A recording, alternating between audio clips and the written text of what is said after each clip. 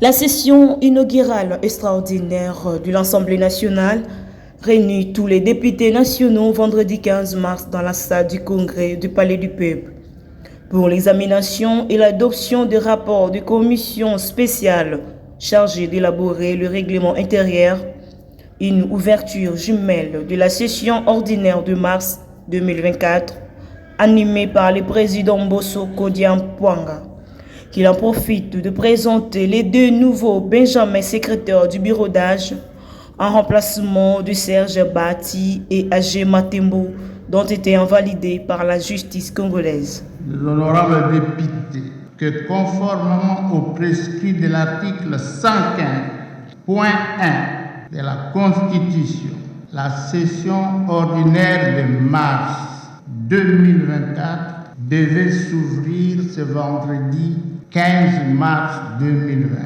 Cependant, comme vous le savez, chers collègues, nous nous trouvons devant la contrainte juridique découlant de l'article 114, alinéa 4 de la Constitution. Cet alinéa dispose ce qui suit. Je cite: la session extraordinaire prend fin à l'épuisement de l'ordre du jour. Fin de citation. Telle est la volonté du constituant qui a établi une nette distinction entre la session extraordinaire inaugurale d'une législature et la session extraordinaire en cours de législature prévue à l'article 116 de la Constitution.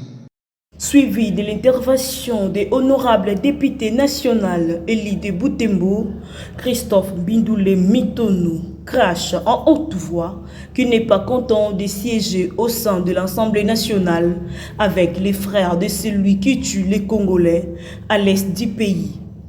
Honorable député Elie de Boutembo, Christophe Bindoulé, tout comme un bon patriote, demande au gouvernement congolais l'applicabilité de peine de mort à tous les terroristes enfermés dans la prison centrale de Makala et l'arrestation de Corneille Nangaa et Jean-Jacques Mamba par la force armée. La peine de mort soit levée. Heureusement, ça a été levé. Nous félicitons le gouvernement congolais et nous félicitons tous ceux qui se sont impliqués. Vous savez, si nous avons encore la guerre à l'Est, c'est parce qu'on arrête le facteur des troubles de l'Est, les gens qui tuent, qui pillent, qui violent. Et quand ils arrivent ici, on les libère, on les laisse libres. Mais comme le moratoire est levé, tous ces gens seront, si ce sont des militaires, seront fusillés. Et si ce sont des civils, seront pendus. Et nous soutenons ça pour mettre fin, définitivement fin à la question de l'Est.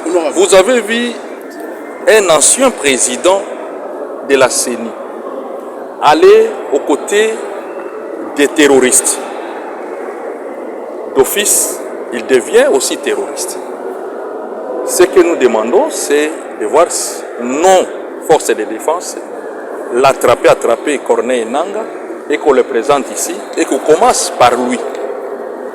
On commence à appliquer la peine de mort à Corneille Nangaa et tous ces gens que vous avez vus, les Jean-Jacques Mamba, et vous avez vu tous ceux qui ont adhéré à ces mouvements terroristes.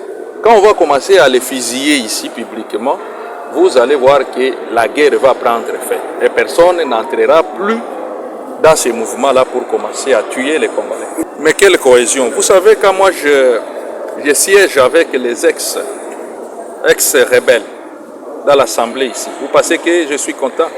Quand je vais siéger aujourd'hui avec les frères, les gens qui nous tuent à l'Est, vous pensez que je suis content? Donc, il n'y a pas question de cohésion. Vous tuez nos pères et vous voulez qu'il y ait un cas. L'ADF Nalu égorge chaque jour à Béni. Et je veux vous dire que parmi les terroristes, il y a ceux qui sont à Makala ici, à prison. Ils sont là parce qu'ils sont condamnés peut-être à perpétuité, parce on avait déjà levé. Il n'y avait plus la sanction de la peine de mort, on les laissait là-bas. Mais ça sera l'occasion de les fusiller, de les tuer. Parce qu'ils ont aussi égorgé les Congolais à Béni. Je donne le cas de l'ex-président de la CENI, qui a rejoué les terroristes d'IM23. Vous voulez qu'il quitte là-bas et qu'il commence encore à déempiler ici et qu'il commence à exploiter ces hôtels avec des voitures VIP? Non. Il quitte là, on l'arrête, on le condamne et on le fusille parce qu'il a utilisé aussi les armes. J'ai déjà dénoncé, on a déjà donné la liste de ces entreprises et normalement ce n'est pas à nous, c'est à l'autorité de prendre une décision disciplinaire pour arrêter l'exploit, pour déchoir d'abord leurs titres et arrêter le fonctionnement de ces entreprises qui financent la guerre. Savez-vous que l'ex-président de la CENI, M. Corneille Nanga, aujourd'hui il est terroriste, qu'il avait des carrés miniers. Il a des fermes. Il avait des hôtels ici à Kinshasa. Vous voulez que ces hôtels, ces carrés miniers continuent à fonctionner? Nous avons déjà dénoncé, nous avons demandé à l'autorité compétente de prendre une décision exemplaire. Et comme maintenant, aujourd'hui, on va procéder à la fusillade en ce qui concerne les militaires, nous voulons que M. Nanga soit attrapé et soit fusillé publiquement. Et vous allez voir, la guerre là va se terminer. Très bien, merci beaucoup.